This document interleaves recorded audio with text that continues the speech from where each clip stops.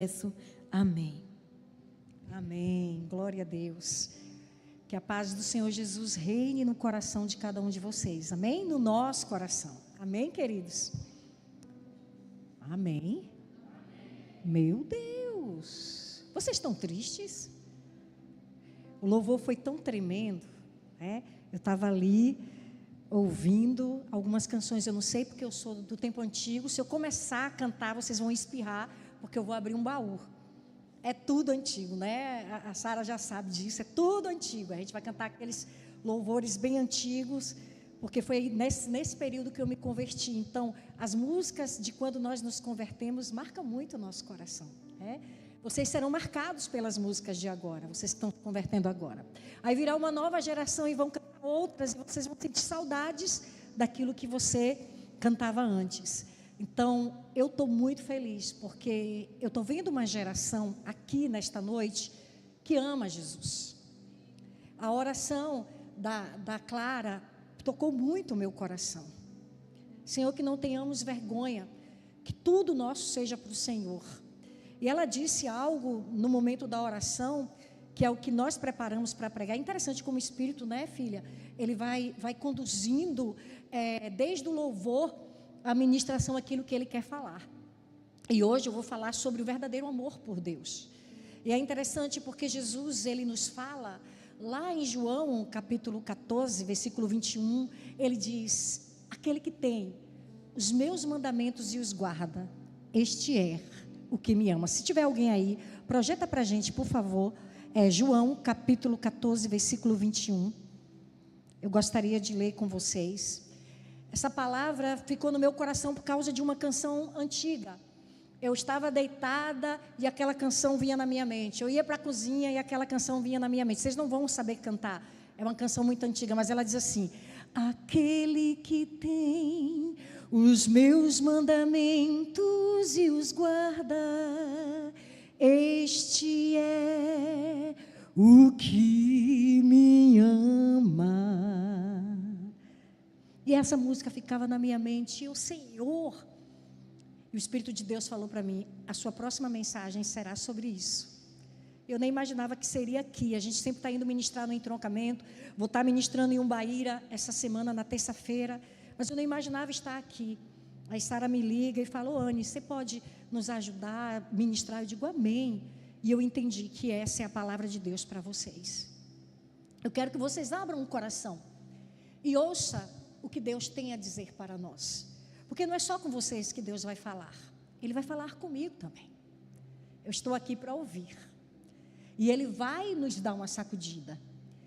A nossa oração, de início, alguns jovens oraram, e eu esqueci o nome dela agora, ela estava orando e ela falou: Senhor, que nesta palavra o Senhor venha nos consolar, nos repreender, nos ensinar. E a palavra de Deus, ela é consolo, repreensão e ensino. Coloque a mão no seu coração. Fale com Jesus. Fala assim: eu não quero sair daqui vazio. Eu não quero sair daqui com os sentimentos que eu entrei, mas eu quero sair daqui renovado pelo Espírito. Que eu possa ouvir a tua voz. Que eu possa ouvir e ser movido pelo Senhor. Senhor, eu sei que o Senhor tem projetos para a minha vida, são grandiosos. Senhor, eu sei que Tu tem coisas tremendas a fazer na minha vida, mas às vezes o meu eu impede o Teu agir. E hoje eu quero que o Senhor quebre tudo aquilo que é barreira entre mim e Ti. Fala isso para Deus.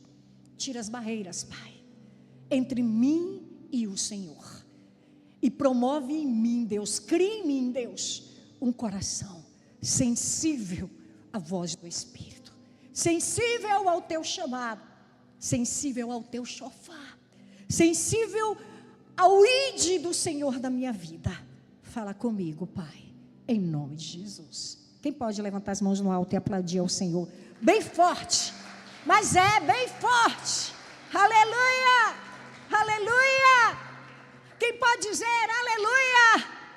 Deus está nesta casa, Deus está na minha vida. Amém, queridos? Vamos para João, capítulo 14, versículo... Obrigada, Carlos. Deus te abençoe, meu filho. Senta ali para ouvir a mensagem. Aleluia. Vamos lá? João 14, versículo 21, diz o quê? Todos juntos, vamos lá? Todos juntos? Meu Deus, esse coral aqui está fraco. Vamos lá, 1, 2, 3 e... Aquele que tem os meus mandamentos e os guarda, este é... E aquele que me ama será amado por meu Pai, e eu também o amarei, e me manifestarei a Ele. Amém? Gostei do aleluia, aleluia. No templo de Deus, cada um diz glória. Queridos, é interessante. Quantas pessoas dizem amar a Deus? É interessante. Se você chegar agora, está tendo uma festa aqui no centro dos motoqueiros. Mas se você subir naquele palco e perguntar quantos aqui amam a Deus, vocês acham que quantas pessoas vão levantar as mãos e dizer que amam a Deus? Todas elas. Todas elas vão dizer, não, eu amo a Deus. Se você chegar para um amigo seu, na escola, na rua e falar, vem cá, querido, você ama a Deus? Não, eu amo a Deus. Deus é tudo. Quem é Deus para você? Deus é o Criador de todas as coisas. Mas é interessante porque Jesus, ele coloca uma condicional para o amor. Nós dizemos que amamos a Deus. Nós dizemos que servimos a Deus. Nós dizemos que somos adoradores do Senhor. Mas é interessante porque Jesus diz, olha, aquele que tem os meus mandamentos e os guarda, este é o que me ama. E aquele que me ama, provavelmente ou instantaneamente, ele será amado pelo meu Pai. E eu também o amarei. E me manifestarei a Ele. Olha que coisa extraordinária. Jesus está dizendo, olha, muita gente diz que me ama, mas só que essas pessoas, elas idolatram a si mesmas. Muita gente diz que me ama, estão dentro da igreja, estão em todos os lugares, mas este amor é condicional. Elas me amam até o momento em que eu privo ela de algumas coisas. Muita gente diz que me ama, mas quando se vê numa situação de angústia, de perseguição, imediatamente desiste dos meus caminhos. É interessante, queridos, porque o amor a Deus é revelado no nosso dia a dia. E eu fiquei muito feliz de estar aqui. Eu quero dizer para você nessa noite, ouça o que Deus está lhe dizendo, mas entenda que o Senhor, Ele só fala com aquele que Ele ama. Quando eu cheguei neste culto, as primeiras orações, e eu estava ali tocada pelo Espírito, era, Senhor, ensina-nos a sermos servos teus lá fora. A abertura disse isso, precisamos servir ao Senhor com a nossa vida. Precisamos servir ao Senhor com tudo que somos de verdade. Porque, queridos, dizemos que amamos a Deus, mas quando saímos da igreja, não continuamos com o nosso culto lá fora. Dizemos que amamos a Deus, mas nos distraímos com tanta facilidade com as coisas desta vida. E Deus, Ele quer mudar isso em nós. Ele quer formar em nós algo diferente. Deus quer formar em mim e você uma natureza diferente. Por isso que Jesus disse isso, olha, aquele que tem os meus mandamentos é este que me ama. Tem gente que nem imagina que ama a Deus. Tem gente que se você perguntar para ele, querido, você ama a Deus? Ele vai dizer, não, eu preciso amar um pouco mais a Deus. Porque ele se sente incapaz. Mas é alguém que é temente. É alguém que não ama a mentira. É alguém que perdoa por temor. É alguém que segue o caminho de Cristo porque se acha tão pequeno, se acha tão pecador, que quando ele ora, ele bate no peito, ele cai de joelhos e ele diz, Senhor, eu não sou digno de Ti, perdoa os meus pecados. E é interessante porque essa pessoa que pensa não amar a Deus, ela vive uma vida digna de que realmente é filho de Deus. Nós às vezes nos iludimos muito, eu falo de mim e de você, porque conhecemos a Bíblia, conhecemos o Torá, conhecemos a linguagem bíblica, estudamos a palavra do Senhor, sabemos muito e fazemos pouco. Sabemos de tudo e não cumprimos o que Ele nos diz. Jesus, quando Ele diz que para amá-lo nós temos que guardar o seu mandamento, Ele está dizendo claramente que este mandamento, ele está plantado, enraizado em nossos corações. É interessante porque lá em Jeremias, eu não me lembro bem se é o 33 ou 30, eu não me lembro, mas o Senhor usou Jeremias e disse: olha, antigamente eu fiz uma aliança com vocês, e a aliança que eu fiz com vocês era nas pedras. Eu escrevi em pedras, eu escrevi aquilo que eu queria que vocês fizessem, mas agora eu farei uma nova aliança com vocês. E esta aliança que eu vou fazer com vocês, eu não vou escrever em pedras, mas eu vou colocá-la no vosso coração. Eu vou plantar dentro de vocês. A minha lei não será um peso, mas a minha lei será plantada com temor dentro de vós. Olha que coisa extraordinária. E quando Jesus diz: aquele que tem os meus mandamentos e os guarda, Ele não está dizendo que é só de ouvir com o ouvido e guardar na mente. Ele está dizendo de uma nova natureza. Ele está falando de um novo caráter. Ele está dizendo que quando ele entra na vida de um ser humano, ele muda a natureza desta pessoa. Você que antes mentia, você não sente mais prazer em mentir. Você que antes assistia pornografia, você não tem mais prazer nas coisas desta vida, porque é uma nova natureza que é plantada dentro de você. Vamos ver lá para vocês entenderem. 2 Pedro, se vocês puderem abrir comigo. Aleluia. Capítulo 1, a partir do versículo 3. Se os meninos puderem colocar. Diz assim: visto como, pelo seu divino poder, nos têm sido doadas todas as coisas que nos conduzem à vida e à piedade, pelo conhecimento completo daquele que nos chamou para a sua própria glória e virtude. Continua. O 4. Pelas quais nos têm sido doadas as suas preciosas e muito grandes promessas, para que por ela vos torneis coparticipantes da natureza divina, livrando-vos da corrupção e das paixões que há no mundo. Vocês estão entendendo essa lei? Essa lei, ela não vai ser pesada a vocês. Clarinha, quando estava orando, ela falou uma coisa tão linda: Senhor, que toda a nossa vontade, que tudo que há em nós, todas as nossas convicções, sejam dominadas pelo Senhor. Essa é a lei de Cristo, é a lei que vai dominar a sua natureza. É a lei que vai dominar as suas convicções. É a lei que vai dominar as suas vontades. Por quê? Porque Deus, Ele te fez promessas gloriosas. Olhe para mim, jovem. Você, pode olhar, olha para cá. Você tem promessa extraordinária para a sua vida. E não são promessas pequenas. Não são. É interessante porque Jesus, quando ele estava ali no Mar da Galileia, ele escolhe homens, jovens, adolescentes ainda, improváveis.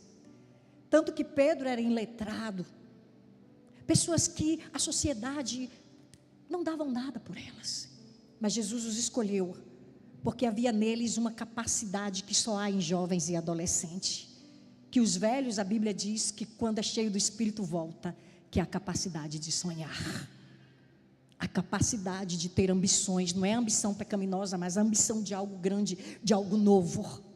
Deus quer usar essa sua capacidade para fazer coisas extraordinárias. Não há nada impossível para um jovem que crer. Não. Eu me lembro que nos meus 18 anos, quase chegando nos 19 anos, fui batizada no Espírito Santo. Eu tive um arrebatamento de espírito dentro de uma igreja pequenininha. Deus estava usando um pregador para falar sobre a morte de Jesus, sobre o caminho de Jesus. E naquele dia, eu tive um arrebatamento de espírito e eu fui levado até o Gólgota até o momento do Sinédrio. Eu vi, eu estava no meio de uma multidão e eu estava gritando: crucifica, o crucifica. Eu estava lá, eu saí do culto e fui para este lugar. Queridos, quando eu olhei o rosto de Jesus nesta visão que eu estava tendo, eu vi que ele me olhou com amor e ali eu me arrependo. Eu ia fazer 19 anos. Naquele dia, eu entendi que o que eu era, o que eu vivia, só trazia tristeza para mim mesmo, que eu precisava de Jesus. Naquele dia, eu me arrependi dos meus pecados, nos meus 19 anos. E naquele dia, eu fui batizada no Espírito Santo. E naquele dia, com 19 anos, Jesus apareceu a mim e disse: a partir de hoje, eu faço de ti profeta de nações. E tu serás missionária. E eu te levarei a muitos lugares para pregar a minha palavra. Eu tinha apenas 19 anos. Com 20 anos, Carol, eu já estava pregando para 3.000 pessoas em congressos. Deus começou a soprar, a soprar, a soprar. Hoje eu tenho 51, estou fazendo 52.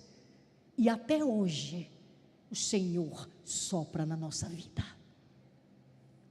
Por que a senhora está dizendo isso, pastora? Porque eu tinha a idade de vocês quando Deus me chamou. Eu tinha a idade de vocês quando recebi o Espírito Santo. Não será diferente com você se você crer. Será ainda maior. Porque para esta geração é necessário uma unção diferenciada. Para este tempo, que é tempo de fim, é necessário uma unção com mais ousadia. E Deus está dizendo a você: permita-me que eu forme, pode colocar lá, preciosas promessas, o versículo 4.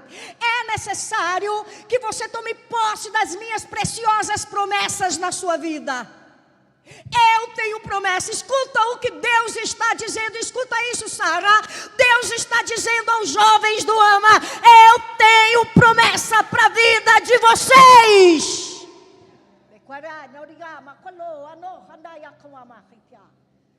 Mas você só consegue tomar posse dessa promessa se você permitir que a minha lei esteja arraigada no seu coração.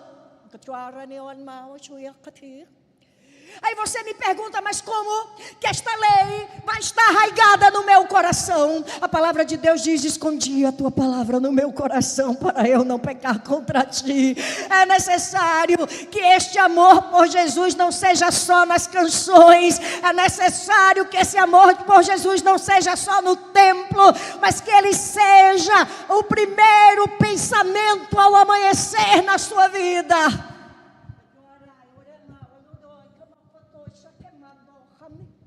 Jesus, ele diz, Deus, ele diz: buscar-me-eis e me achareis, quando vocês me buscarem sem reservas, quando eu puder tocar em coisas que ninguém toca. Vocês vão me achar quando permitir que eu trabalhe em área que ninguém sabe. Vocês vão me achar quando vocês permitirem que eu mexa, remova as coisas do lugar. Vocês vão me achar quando vocês permitirem que eu domine o eu de vocês. Porque nós estamos vivendo uma geração, queridos, que o nosso eu está acima de tudo. É como eu quero, é como eu penso, é como eu desejo. Não ouvimos mais os mais velhos. É a geração que a palavra de Deus diz que se tornou ingrata. O conselho dos mais velhos não serve, porque é a geração que sabe tudo. Tudo. E a Bíblia fala sobre essa geração. Está escrito em Provérbios: há uma geração que se sente limpa, mas que nunca se limpa da sua imundícia. É essa geração. É uma geração que o eu está acima de tudo. As músicas não são mais cristocêntricas. Agradeço a Deus por estar no AMA, porque as músicas aqui, elas são bem observadas. Eu já observei isso. Procuram falar de Jesus, procuram falar do fim. São canções proféticas, são canções bíblicas. Mas tantos lugares que você não acha mais canções cristocêntricas. que as pessoas colocam o eu acima de tudo. Somos idólatras de nós mesmos, somos uma geração ruim. Eu não me incluo fora dessa geração, porque eu ainda estou aqui. Sabe? Desobediente aos pais, ingratos, infiéis, idólatras, cheios de distrações. É interessante, eu estava vendo a conclusão de um livro, Conversando com o Diabo. Foi um livro proibido há tempos atrás. Era um rapaz evangélico que fez. Eu vou procurar esse livro. Eu estava vendo só o resumo. Alguém estava dando spoiler dele e eu estava ouvindo. E é interessante porque ele diz que 98% das pessoas são dirigidas por Satanás. E aí ficou aquela dúvida, mas como assim? Como que as pessoas são dirigidas pelo diabo? E é interessante porque a primeira coisa que o diabo faz para nos afastar de Deus é a distração. Nós nos distraímos com tanta facilidade. Nós criamos deuses na nossa vida. É interessante porque Deus, todas as vezes que chamava a atenção de Israel, Deus chamava a atenção de Israel por causa da idolatria de Israel. E todas as vezes que Israel abandonava Deus para adorar outros deuses, caía em trevas, caía em perseguição, porque era um povo que Deus amava. Isso não era ruim. Ser castigado pelos nossos erros não é uma coisa ruim. Ruim é quando não sofremos nada pelos nossos erros. É um sinal de abandono. É um sinal de que Deus não nos repreende mais. É melhor ser repreendido, é melhor chorar, é melhor sofrer do que perder a grandeza de ouvir a voz de um Deus que repreende ao filho que ama. É triste quando somos abandonados ao nosso eu. É triste quando somos abandonados a nós mesmos. Essa foi a sentença da igreja de Roma, lá em Romanos capítulo 1, a partir do versículo 18. Quando Deus olha para a igreja de Roma, e através do seu profeta, através do apóstolo Paulo, Deus diz assim: olha, porque vocês me abandonaram, porque vocês deixaram de me amar, porque vocês colocaram coisas à minha frente, vocês fizeram imagem de tudo, vocês amaram tudo, vocês priorizaram tudo menos a mim, e por causa disso eu vou entregar vocês a vocês mesmos. Vocês vão viver segundo o curso do coração de vocês. Eu vou entregar vocês ao desejo do próprio coração. Meu Deus, que coisa terrível é ser abandonado a si mesmo. É ser deixado para fazer aquilo que queremos. A vontade do nosso coração não é boa, queridos. A vontade do nosso coração não é a melhor. Por isso que existem 3 respostas de Deus. Existe sim, eu farei. Existe não, eu não farei. E existe o espera. Para mim o mais difícil é a espera, porque eu sou ansiosa. Quando Deus diz espere, eu, oh meu Deus, espera. Meu tempo eu farei, no meu kairós eu farei. Eu farei no meu kairós, no meu tempo. É horrível para mim. Aí Deus me trata, as coisas para mim demoram para acontecer. Deus me ensinando a ser paciente. Mas existe um não. E o não de Deus, filho, é um sim. Quando Deus diz não vá, é um sim. Por que é um sim? Porque quando Ele diz não, existe algo maior preparado para você.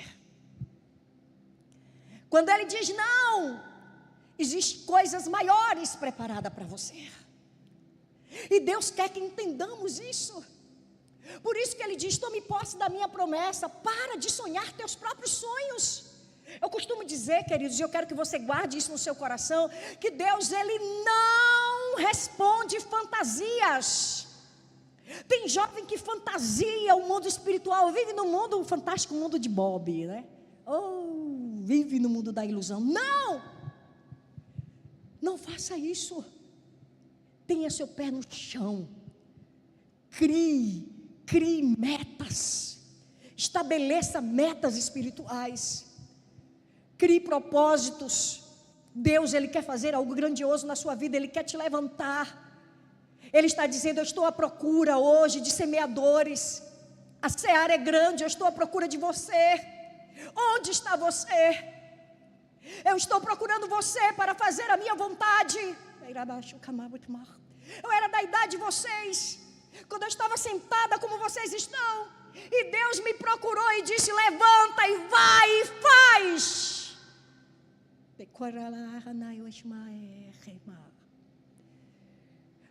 Quando abrimos o coração, quando permitimos, Ele faz. E não são coisas pequenas. Há um ditado que diz assim, que tem coisas que só um milionário e um missionário vive. Porque o que Deus faz não é pequeno. Mas pastora, será que Deus vai me usar para pregar a palavra? Eu não sei o que Deus vai fazer. Mas Ele pode te colocar em lugares altos, como também pode te levar às favelas. Eu não sei. Mas eu sei que grande é o propósito de Deus para a sua vida. Ele está dizendo: eu tenho doado a você preciosas e muito grandes promessas. Levante suas mãos e diz: eu tomo posse disso. Grandes promessas. E essas promessas não é para nada mais, nada menos que você se torne participante da minha natureza, ou seja, para que você se torne participante da natureza divina. Eu costumo dizer que quem ama Deus está conectado aos sentimentos do coração de Deus. Eu não entendo como alguém diz que ama Deus e não consegue sentir o que Deus sente. Eu não entendo como alguém que diz que ama Deus não consegue ter nojo do pecado, não consegue ter misericórdia do pequeno. Eu não entendo como alguém diz que ama Deus e não tem nenhum sentimento nobre dentro do seu coração. Porque a palavra de Deus diz que quando nós verdadeiramente amamos a Deus, nós nos tornamos participantes da natureza divina. Tinha uma canção antiga que dizia assim: que a beleza de Cristo se veja em mim, toda a sua admirável pureza e amor. Oh, tu, chama divina, inflama meu ser com teu amor. Como dizemos que somos participantes da natureza divina, se não conseguimos amar os nossos irmãos? Se guardamos mágoa, se desobedecemos os nossos pais, se fazemos michos para os nossos pais, se brigamos por qualquer coisa, se temos um ar de superioridade, achamos as pessoas menores do que nós. Deus quer nos tratar, queridos. Deus quer nos tornar participantes dEle. Eu estava falando hoje para as pessoas que a religião, ela tem o poder de matar as pessoas. Porque quando a pessoa está dentro da religião, ela acha que está salva por ser um mero religioso. Mas a palavra de Deus não diz assim. A palavra de Deus diz que é necessário que a natureza de Cristo esteja em nós, que os mandamentos do Senhor estejam arraigados em nosso coração. É necessário que amemos uns aos outros como Cristo nos amou. É necessário sermos pacificadores, não aqueles que brigam, mas aqueles que pacificam. É necessário olharmos para as pessoas com o mesmo olhar de Cristo. E o olhar de Cristo é um olhar de compaixão, é um olhar de misericórdia. Certa feita, Jesus estava com os discípulos e passou a multidão. E quando Jesus olhou para a multidão, a palavra de Deus diz que ele chora, ele se compadece. E ele diz: eu sinto compaixão da multidão. Olha o sentimento de Cristo. Eu sinto compaixão da multidão, porque eles são como ovelhas que não têm pastor. Roguem ao Senhor da seara que envie ceifeiros. E esse ceifeiro é você. Esse é o sentimento de Jesus. Não adianta estarmos na igreja e não termos isso dentro de nós. Eu falo isso para mim. Não adianta eu estar aqui pregando para vocês e não amar vocês de verdade. Não adianta eu estar aqui e condená-los no meu próprio juízo. A natureza de Deus precisa ser formada em nós.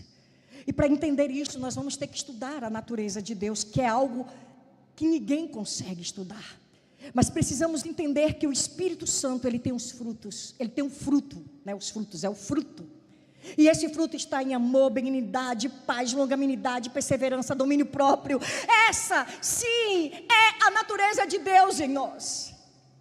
A humildade, a mansidão, a temperança, a alegria. Quantos filhos de Deus moribundos e tristes. A alegria é o fruto do Espírito e faz parte da natureza de Deus. Deus não te quer moribundo. E como eu venço a tristeza? Como eu venço esta dor? Certa feita eu passei uma tribulação tão grande na minha vida. Eu fui para a Vitória da Conquista. A minha filha Sara conhece bem a dor que eu vivi, né? E algumas pessoas. Eu fui caluniada, ultrajada. E foi N coisas, foi coisas terríveis. Quando eu cheguei em Vitória da Conquista, eu tomei raiva do ministério pastoral. Ela sabe disso. E aí a pessoa vinha me chamar pastora. Eu digo, não me chame de pastora. Eu até briguei com o Dilma, foi uma briga no ano, na virada do ano. E Dilma, você é pastora sim, você não pode desonrar o altar. Eu digo, nunca mais subo no altar. E foi uma briga. Porque eu não queria mais saber daquilo. Foram 4 anos eu entristecida. Queridos, eu tive uma depressão, mas o Senhor foi comigo. A depressão, ela vem de um pensamento negativo. Você alimenta, que toda depressão, ela começa com um gatilho. É o gatilho da perda, é o gatilho do sentimento de solidão.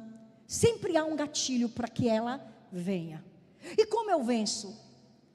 Olha, existe depressão que é hormônio, que vai precisar tomar um remedinho, isso é fato. Da menopausa, tal, de algumas situações, alimento que a pessoa fica sem comer. Mas existe depressão que ela vem de gatilhos, como veio na vida de Elias. Elias era um profeta de Deus e ele foi parar numa caverna porque ele achou que Deus não estava mais com ele. E geralmente a depressão, ela traz um sentimento de que Deus existe, mas que Ele não está mais se importando conosco, porque não somos merecedores dEle. Eu passei por isso. E sabe como eu venci? Orando aos pés da minha cama e dizendo, me mostre que o Senhor me ama. Me ajude a vencer. Todas as vezes que eu ficava triste, porque ela vai vir, eu ligava os louvores e começava a cantar. Aí nessa época surgiu uma música que eu não consigo lembrar, mas fala, quando o crente está de joelho, Deus está... É uma música antiga, eu não me lembro, mas que fala assim, olha, vai passar e você vai entender que foi para você aprender. Isso tudo foi para te ensinar. Isso tudo foi para te fazer forte. Olhe para mim. Todas as coisas que você tem vivido, você que é escolhido, guarde isso no seu coração. Não é para você morrer, é porque você vai ajudar outros. Você vai vencer esta dor. Você vai vencer esta dor. Todas as pessoas são tentadas naquilo em que elas serão usadas. Se você tem andado tão triste, Deus vai te usar para curar pessoas da tristeza. Se você é muito nervosa, muito irada, Deus quer te usar com sabedoria para ser um líder.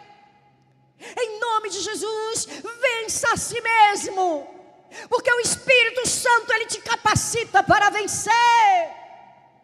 Ele me tirou daquela depressão, Ele me tirou daquela angústia, e eu me arrependi de ter dito que não faria mais a vontade dEle. Passei a obedecer. Algumas pessoas me criticaram, porque quando perguntam qual é o seu nome, eu falo, eu sou pastora Eliane. Ele falou que eu tinha que falar assim, porque eu detestava esse título. Eu odiava. E hoje eu falo, não, eu sou pastora.